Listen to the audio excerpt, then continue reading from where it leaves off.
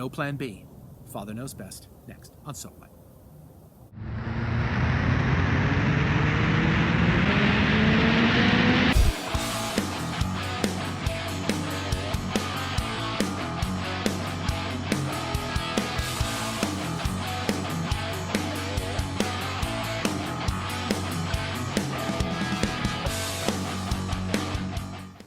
Hi, I'm Don Waite. And I'm Chris Dorman. And welcome back to So What? And that opening clip is so funny.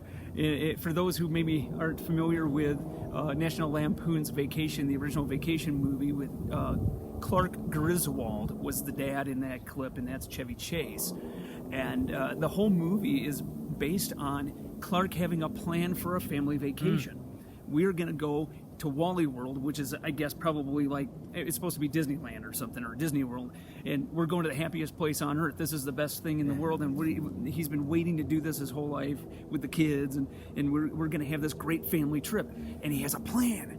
And the plan keeps getting thwarted. It doesn't, all the way to the very end when they finally get there after all the mishaps, and then it's closed, right? They run in, and it's like all of its glory, and then closed for 2 weeks. Oh my gosh. You know, it's so... We can relate to that. That's why it's so funny, because we have plans in our lives. We plan for things, and things get in the way. I mean, you plan to go to the ball game, and then it gets rained out. You plan for a vacation. You go out and get a flat tire. It's not how you plan. The flight, recently the flight gets, canceled by Southwest or something like that, and you can't get out or whatever. And we can't really always realize the goals that we have in our plans fall apart. That's right. What does this have to do with Father Knows Best? This podcast series is about providence. And when we talk about providence, we're talking about God's rule of his world. How extensive is that rule? And how extensive is God's rule in fulfilling his own purposes? To speak that way implies that there's a plan and purpose behind what God is doing. And so we said at the very beginning of this series, we were going to establish what we were going to share with you from the Scriptures. And so we want to establish something that should be concrete in your thinking. There shouldn't be any doubt about this whatsoever. But in case there is, we want to tell you and we want to assure you that our God has a plan. There is a plan. There is a plan that he is seeking to implement and fulfill. And the Scripture from Genesis through Revelation is the unfolding of that plan, our realization of it and the implementation of it. And we're living that out right now, fulfilling God's ultimate purpose. We are, whether we realize it or not. Now see, but the thing is, we don't necessarily feel that way, do we? Right? It feels so out of control. Life does. And so as you look at the Scripture, it's easy to see at the beginning, right, that God had a purpose. He created the world, he created the universe, and he created all the animals, and he created man in his own image, man and woman in his likeness. And then in Revelation, we see the same thing, the summation of all things, that God will bring all things together, and he bookends, right? The beginning and the end. Right? But there's all this messiness in the middle of that. And we go, what happens in the middle? What's going on? And is there even a purpose and a plan? I mean, what's going on? It's so chaotic and out of control. And oh my gosh, what do we do? Right. What do we do?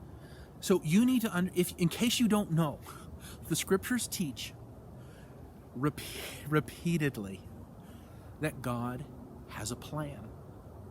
In the Old Testament, there are multiple different Hebrew words to describe God's counsel, God's plans, God's foreordination, God's decrees, God's ordinances, and talking about his purposes, right?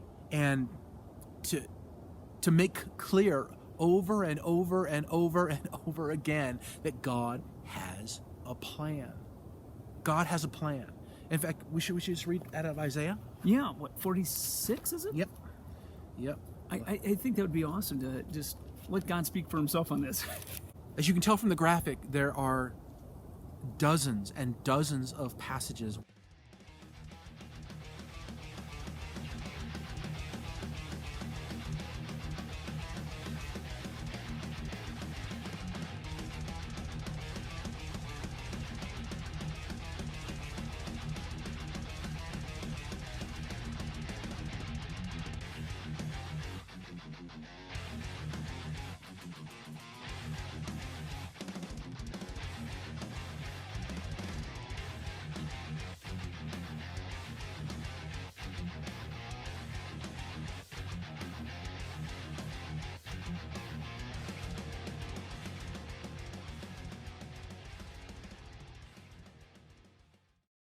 just one.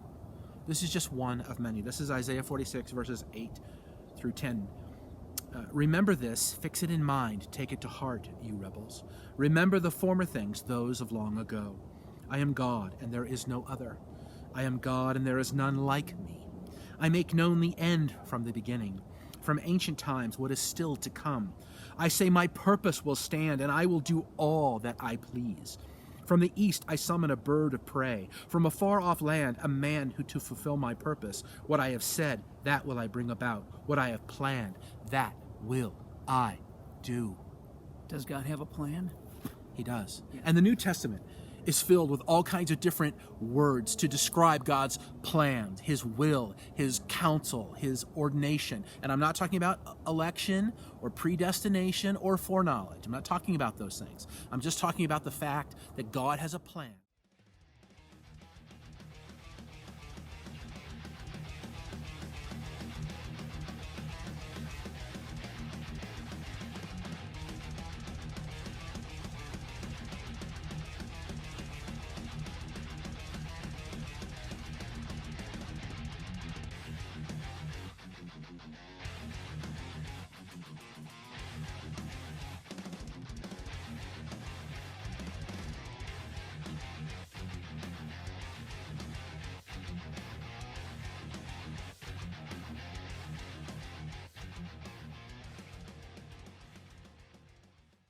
And the scriptures are full of references to the fact of God having a plan. And that plan is, as God himself, eternal.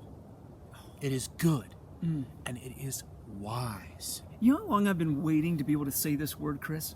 The scriptures are replete with the idea, the concept that God has a plan. Why do you think God said it so many times in so many different ways? It might be that it's important and that it's a real thing. And it may be because we're prone to forget. And remember, the purpose of our podcast series is to address a common issue that we all struggle with, and that's trusting God in the midst of really difficult times. Yeah. We tend to really, well, we doubt. Right? We doubt. Our hearts aren't steadfast, and we're not content in any and every situation and circumstance. We're just not. And there are many reasons for that, which we've already talked about.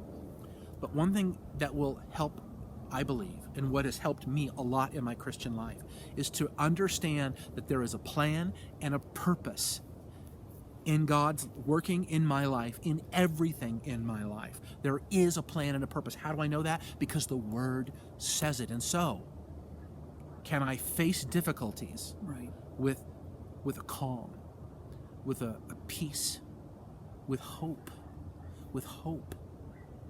Yes. Right? Is there a foundation that's sure, that's solid? Is there an anchor that can hold Yes. me in the veil when things are getting out of control and keep me from getting thrown to and fro and tossed Yes. to and fro by the wind, right? Yes. You know, yes, the answer is absolutely yes. Let the Yes. man believe and not doubt. Otherwise, he's like a wave of the sea that was blown and tossed by the wind, right? We don't want to be that person who's blown and tossed, but how do I do that? Well, it starts with having an understanding that God has a plan. And over the next weeks and maybe months, now we'll talk about, the extent of the plan. Like, Right. what does that look like? And Right. what's the goal? Like, What's the purpose? Right. Ultimately, what is the purpose? And I think Right. that's what we're going to talk about next, Chris, is there a purpose? Is there a goal that God's planning toward? Right, and Clark executing against? Griswold had a plan, right? Right. And the objective was to go to Wally World. That was the objective. And when they got to Wally World, his hope was then they'd have a great time. Mission accomplished, right? Goals achieved. Plan fulfilled. What is the ultimate objective in God's plan? But to talk about that first, but to look at that first, you've got to believe what the scriptures teach, that our God has a plan. And the word is clear. It's unambiguous, and it's repeated many, many times. Your God has a plan, and that plan is like God himself. It is good, it is wise, it is eternal, and it is something we can trust. And as this series progresses, we're going to look into the extent of that plan to, again, strengthen our confidence in the face of the difficulties that all of us must deal with as we live in a fallen world. Wow. I'm looking forward to it. I really am looking forward to it. This is going to be a great, great series. Thank you for tuning in, my friends, and I'll talk to you next week. We'll see you soon.